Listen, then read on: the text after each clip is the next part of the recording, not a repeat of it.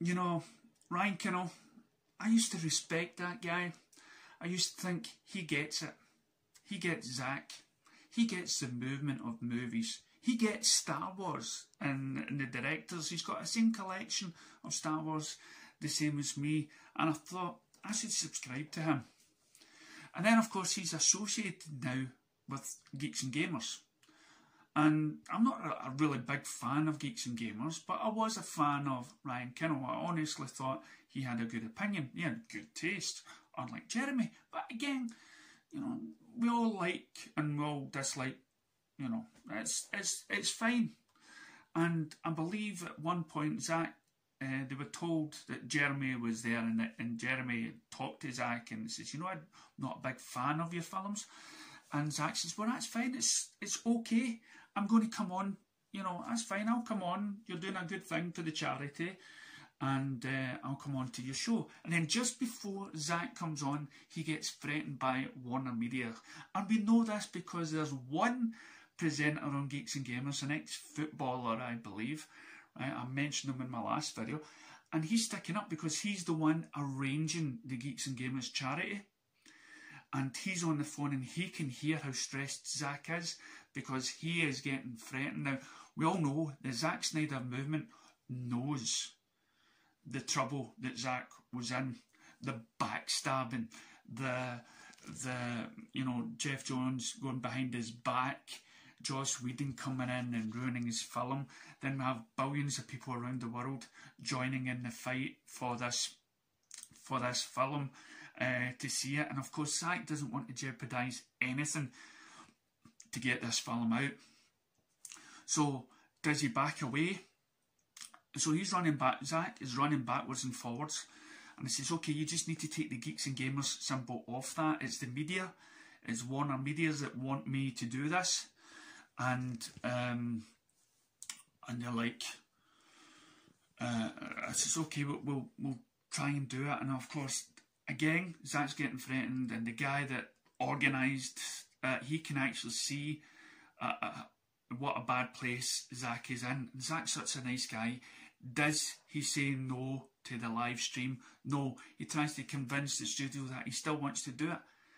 But unfortunately, he has to say all this stuff before he can continue.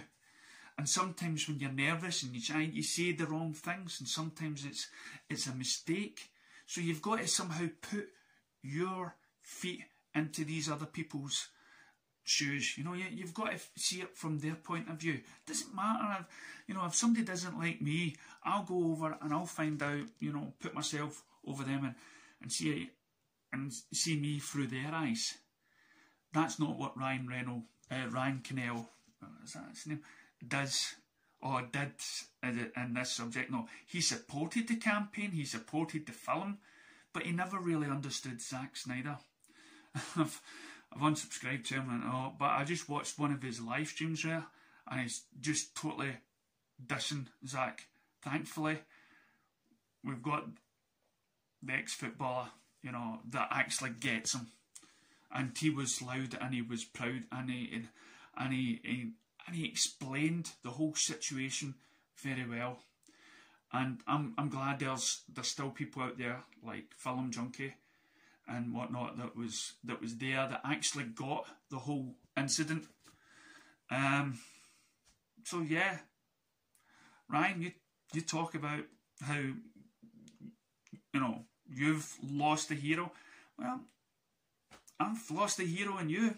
If you cannot empathise, empathy, you cannot feel empathy with other people. If you're not got that sort of ability to put yourself in the other person's shoes to get where he's going, you know, and as in a film director or a maker, you've got to understand that in order to get the films out, unless you're Steven Spielberg or George Lucas that had owned their own companies, you're still answerable to companies in order to try to get your films done. Okay, and Ray Fisher, Ray Fisher, of course, he wasn't interested in acting in films and whatnot, so he went up against the Giants. But Zack Snyder is a film director. He loves making movies. So sometimes, even though he argues and whatnot against the studios, sometimes he has to back down.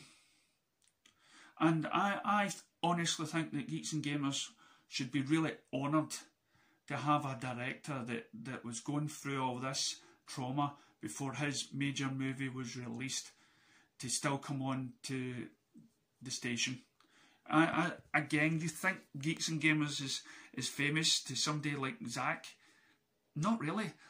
Not when the majority of your channel was putting his film down. He knew about Film Junkie. He knew about Chris Pong and many of the other people that were very positive about his films, but he never heard about you guys. The studio heard about you, but the studio. And as I say, I'm not saying anything bad about the channel or the people that work on it or anything else like that, but somehow that channel has a reputation. And when big studio companies hear about this reputation, they cannot have their directors or people that they employ or whatnot speaking on certain platforms.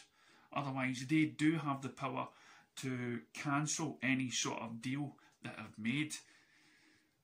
And if his film did get pulled because he came on Geeks and Gamers, wow. We would have held you guys responsible for that. So stop bad-mouthing Zack Snyder. You know, look into yourself. Go put on a pair of Zack Snyder shoes and see it from his point of view. Thank you.